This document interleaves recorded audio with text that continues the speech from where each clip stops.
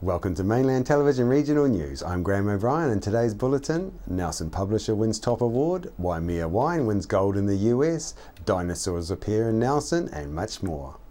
Nelson Publishing House, Potton & Burton have been awarded the prestigious Publisher of the Year gong at the Book Trade Industry Awards held in Auckland on Monday night. The judges remarked on the exceptional commitment to quality in its publishing program, its production values, their relationships with customers and authors alike, and in the delivery of an essential distribution service. As well as this, the company's dedication to New Zealand stories shines through in their regularly award-winning books. Publisher Potton & Burton have recently changed their publishing house name, which was formerly known as Craig Potton Publishers. One of their most notorious bestsellers was the controversial book Dirty Politics, which exposed attack politics within the current New Zealand government. First published in 2014 by author and political watchdog Nicky Hager. Former Labour MP from Nelson, Marianne Street, will be on a flying visit to Nelson Wednesday night this week as she spearheads the conversation at Yaza Cafe, End of Life Choices. Former List MP Marianne was a sponsor of the End of Life Bill seeking to legalise assisted dying. Chrissy Small spoke to Marianne, who was in Wellington this week, to present a petition on this topic. Marianne, it's been a while since you've been in Nelson, I believe, but you're coming back on Wednesday. Can you tell me a bit about what's driving you back here? I've been invited by to run Spirited Conversations, which is a bit of an institution in Nelson, where people of all kinds of faith and no faith meet together to talk about issues of importance, often philosophical or ethical things, but topical conversations. And there isn't a conversation that's too much more topical for people like that than this one of physician-assisted dying, or being assisted to die in the circumstances of a terminal illness or irreversible condition which makes your life unbearable. So they've invited me to come and talk. You will remember I had a bill in the ballot when I was in Parliament along these lines, and I am presenting a petition to Parliament that expresses the need for an inquiry into public opinion on this issue. Well, yes, it's been in the media a lot lately. We've seen some very sad stories and people fighting for their right to be able to choose. So I guess it's timely. It is, and of course Lucretia Seals and her husband Matt Vickers have done together an extraordinary job in pushing the legal boundaries, and Matt will be at the presentation of the petition today, but it is something that really has come more and more to the front of people's consciousness, and they are thinking about the issue. Well, you know, for Lucretia to take such a stance, I mean, being a lawyer, she was obviously and terminally ill. She wasn't just fighting for herself, was she? No, she wasn't. And I see the petition today, the conversation in Nelson, a select committee inquiry, and hopefully a member's bill at some stage further down the line, or even a government bill, as being steps in the process of getting our legislation where it needs to be in order for us to be a compassionate society. Now, it's interesting because, you know, we seem to find that those people with religious beliefs are the ones who are probably less likely to support such a bill. Yet, you know, we all want people not to suffer. So it's kind of they're caught in between a rock and a hard place because their beliefs say one thing. Well, I don't think there are, there's not uniformly a Christian view on this issue. There are people of faith who support it and people of faith who oppose it. And that is part of the complexity of the issue. So there are people whose religious worldviews absolutely prevent them from supporting this, and I respect that. I don't try to persuade them differently. I support their right to hold those views and express them. It's just that our laws should not be dictated by a religious minority. And I think the majority of people, by any kind of poll that's ever been done on this, supports the right of people being assisted to die under certain prescribed circumstances. And that's probably the most difficult of the issues, just describing exactly how and when that might happen. So I don't think the church is adamantly opposed. I think some Christians are, but many are not. Right. So I take this all on face value, and when people say they support it, I believe them. Yes. So, okay, this is all taking place at Yaza Cafe on Wednesday evening. What time? It is. It's, well, at 7:30 the discussion starts. There's a meal available for anybody who wants to buy a meal from Yaza from 6 o'clock onwards. You can sit and have a natter with friends, buy a meal. My address will start at 7:30, and there will be plenty of time for questions and discussion. I will probably speak for about half an hour, and then it goes on till about 9:30, or until such time as people don't want to discuss it any further. So it's really from 6 to 9:30. 6 if you want to have a meal, 7:30 if you want to come just for the talk and discussion.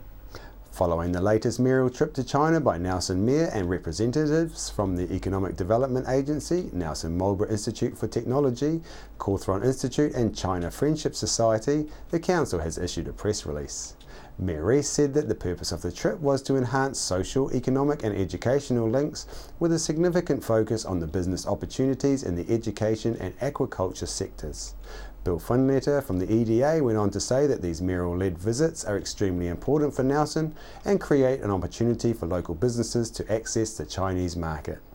As part of the trip, the delegation celebrated its 20-year relationship with sister city Hangzhou, and the delegation also met students from the China University of Agriculture in Yantai, who will be travelling to Nelson later this year. Mainland TV will be catching up with Bill Finletter from the EDA next week to bring you some information about what the last 2 mayoral trips have meant for the Nelson region.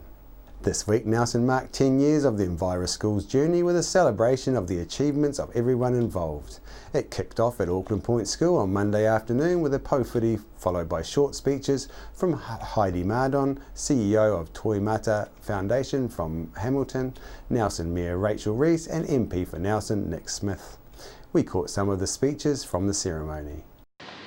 And as I was flying down here, I was thinking about 10 years and what that means, and that it's a time for reflection, and that each of you will have your own stories about what's happened and the growth and the development. And a couple of things came into my mind about what I've noticed over the last 10 to 15 years of Enviro Schools. And one of the things is that I think we've really moved from children and young people taking action to children and young people taking empowered action. In the 80s, maybe even the 70s, but the 80s and the 90s definitely, I think, children and young people were taking action in the environment. They were planting trees, they were recycling, they were doing beach cleanups, they were doing a lot of those kind of things. And I think a lot of them were adult driven, and I think a lot of them were about adults making decisions about things that were good for kids to do in the environment. Now what I'm seeing is young people and children out there exploring what the environment means to them, what it is they want to change, and seeing them actually planning and designing and creating those things. And I think that's a huge shift that we have all created in the last 10 to 15 years. This Enviro Schools program has really grown in Nelson, and we've acknowledged this is 12 schools, 8 kindergartens, 60% of Nelson schools involved. We've seen schools in Nelson changed their practices considerably over the years. We've got school gardens, we've got school chicken coops, we've got school recycling programs that we just didn't have 10 years ago. We've got schools engaged in looking after streams, that whether it's planting, whether it's actually the water quality, whether it's what's in the water, we're seeing that transformation. And for Nelson City Council, we've made a major commitment to the environment for the next 10 years. As a regional council, we have a commitment to the wider sense of biodiversity in our region. And I think biodiversity is easy to ignore. And I have to say, I know that if the Minister is able to join us this evening, one of the things he'll acknowledge is that we do really well internationally on a whole range of ratings. We really do. We do really well, but we do really rubbish. We do really badly when it comes to loss of biodiversity. We're right down the bottom of the league table. So, and part of the reason for that is it happens without us noticing. It can happen without us noticing. But once we lose a species, it's gone. And so much is endemic to this country. So for us as a council, we've said, look, always in the budgets of council, and it comes in hundreds of thousands of dollars to do something. You've got to make commitments with big pieces of money because it takes time and it takes a big commitment. It's the easiest thing not to do. Because in a 3-year political term, you won't be judged. In 10 years you will be. 10 years you will be. And you've seen the transformation in 10 years to parts of Nelson. We've made a significant commitment, and I'm really looking forward to watching over the journey in Nelson over the next 3 years, next 5 years, next 10 years, where we can see the biodiversity in this region really flourish. We can see the water quality improve. Regulation can only go so far. The thing that really changes the way in which communities function is when people actually understand the consequences of what they do. I remember early to Christmas, I was walking down the street and I saw a neighbour pouring their antifreeze down the street. He's actually a really nice guy. He was described as a pretty responsible citizen, but actually having no idea that a litre of antifreeze will on average in New Zealand kill about 35 fish. And the moment I explained that to him and said, actually you can recycle that antifreeze, actually it doesn't wear out, it just needs to be cleaned, his attitude was, wow, how I feel guilty, which just demonstrates the power of education. I don't know how many of you are long in the tooth like I am, but when I was at school, some of the most effective programs that were run around understanding the risks of tobacco. And my dad was a smoker at the time, and I had a big family of 8 kids. All of us went to school, picked up the message about tobacco, and if I asked my father, who had just celebrated his 80th birthday, he says the reason he stopped smoking is was sick of us kids nagging him. And it shows you about that change of social attitude. Equally so if you take an issue like drink driving.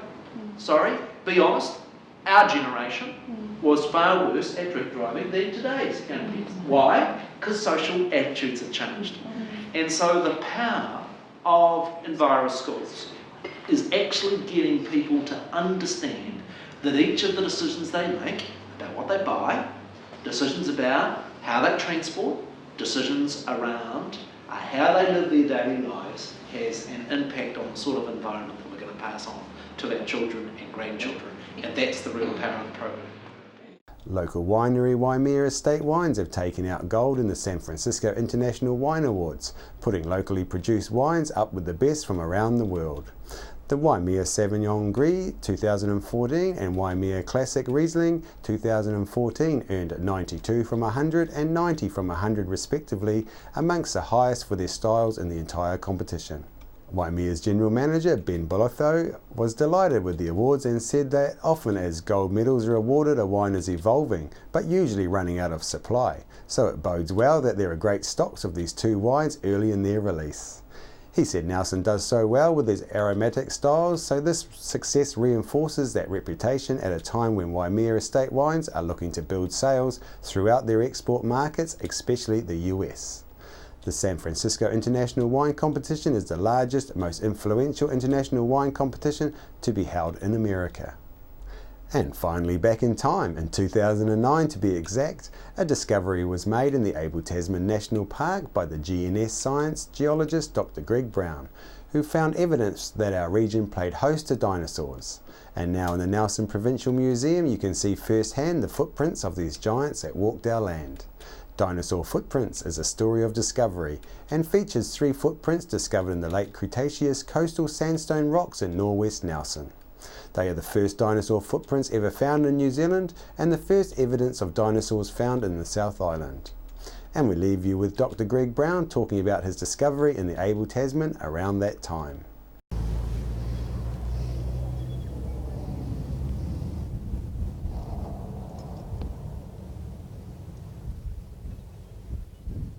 During our work in northwest Nelson, we've found a number of localities where there are dinosaur footprints, and this is one of the better localities. These footprints are preserved in coastal deposits which were formed about 70 million years ago when this area was covered by a very shallow intertidal sea.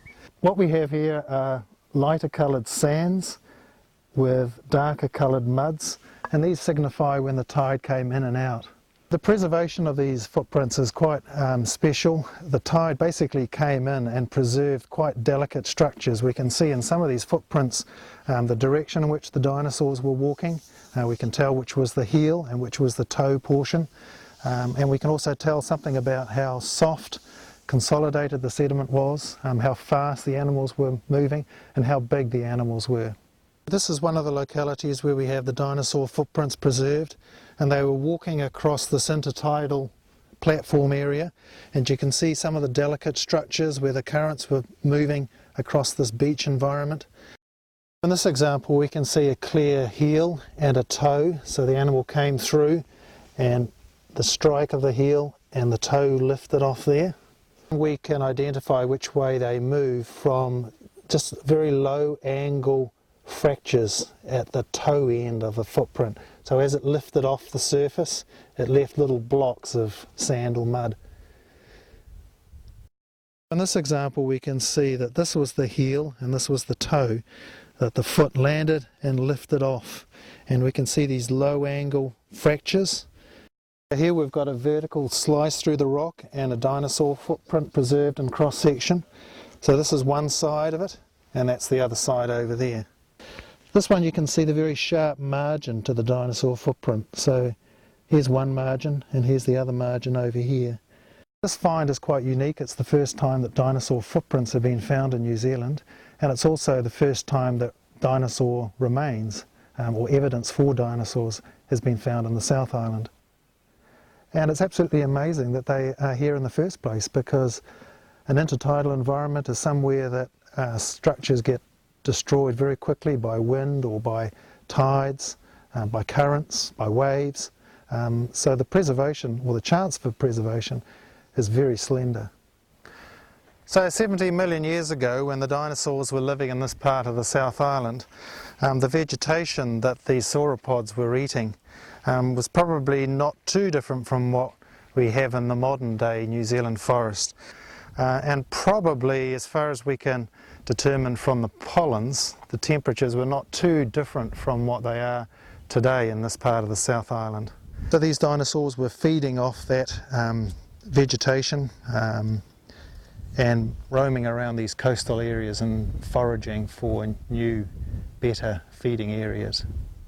One of the very coincidental features about this discovery is that we interpret the rocks 70 million years ago to be coastal intertidal mudflats and sand beaches, and that's very much what we have in northwest Nelson today. So a lot's happened in the intervening 70 million years, but we've gone back to exactly the same environment today as what was here 70 million years ago. After the break, we'll bring you the latest weather update and some events and happenings coming up from around the region. Welcome to Smugglers Pub and Cafe, open 7 days a week with free parking all day. Our lunch menus have that fat old-fashioned flavour where we treat you like treasure with the food you'll savour. We cater for children, grannies and granddads too, with special rates and privileges given to the elderly lunchtime crew. Our staff are friendly and kind and want to see you all come back time after time. Daytime or evening, it doesn't matter. Give us a call on 546 4084 and we'll be happy to spoil ya.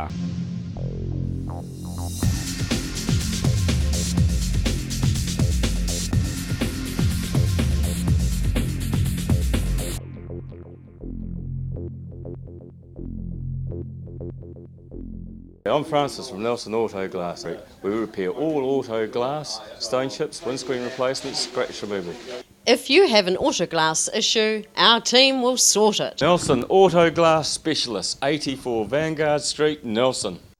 Hi everyone, I'm Malcolm Harris from The Facilitators. We now look after sales for mainland TV, radio, Sky and online.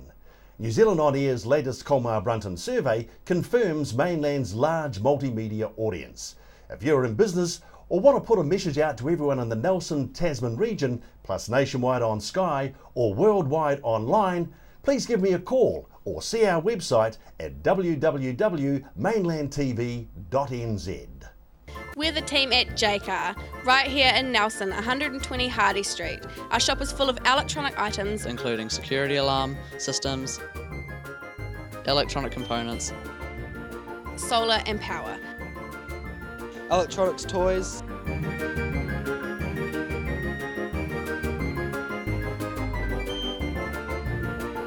sound systems, cables and much, much more.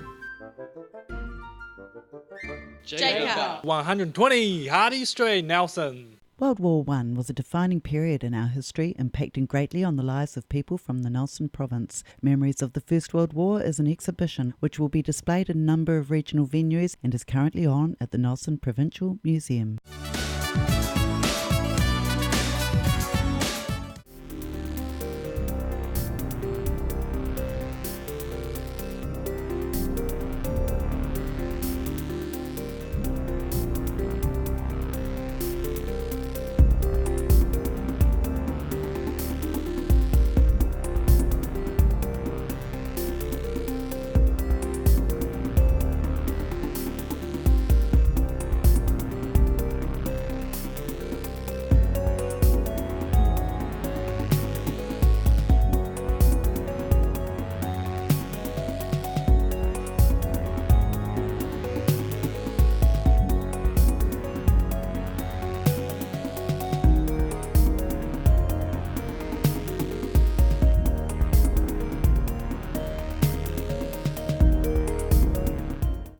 Now at the Refinery Art Space until the 26th of June is Two Weavers Connecting Threads, which is a group exhibition raising funds for Child Cancer Foundation, the Fisher Foundation and New Zealand Breast Cancer Foundation. Reflections Gallery World of Wearable Art and Classic Cars until 27th of June is A3 Unframed. It is a showcase of works in a variety of mediums by Sally Burton, Lee Woodman, Karen Neal, Michelle McIver and Jessica Lindblom Bryce. On behalf of the team here at Mainland Television News, thank you for joining us and we'll bring you the latest news and events from around the region again tomorrow.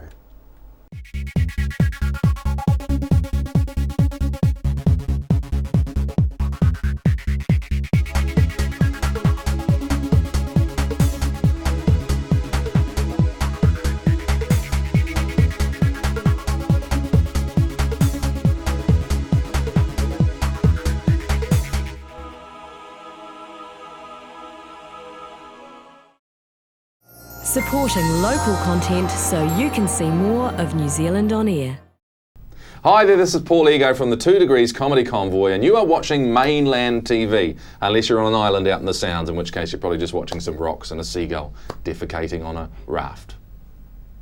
Hi, my name's Ian Mortimer. Mortimer Auto Upholstery is your one-stop shop for all your upholstery needs.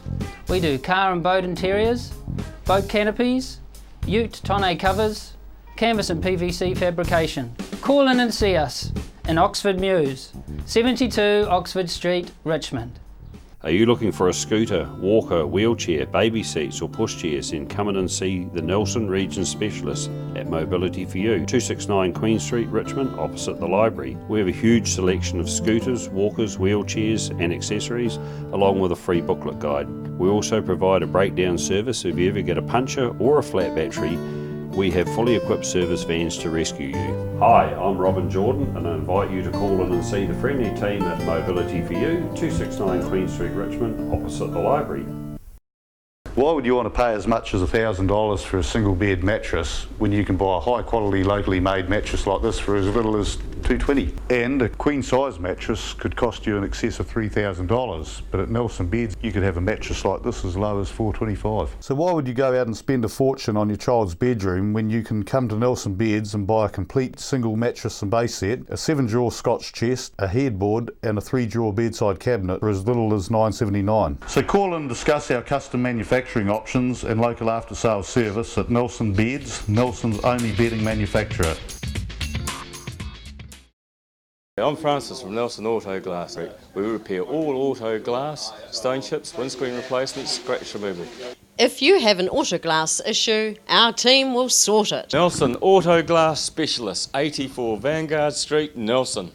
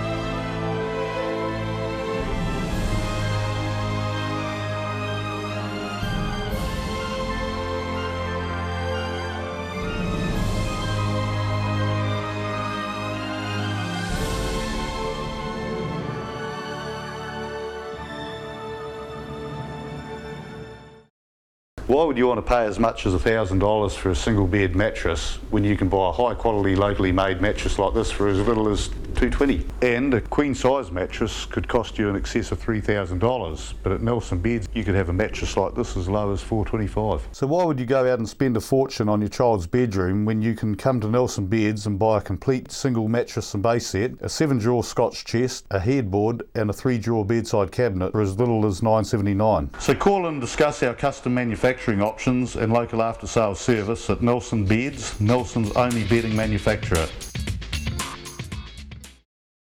We're the team at Jaycar, right here in Nelson, 120 Hardy Street. Our shop is full of electronic items, including security alarm systems, electronic components, solar and power. Electronics toys.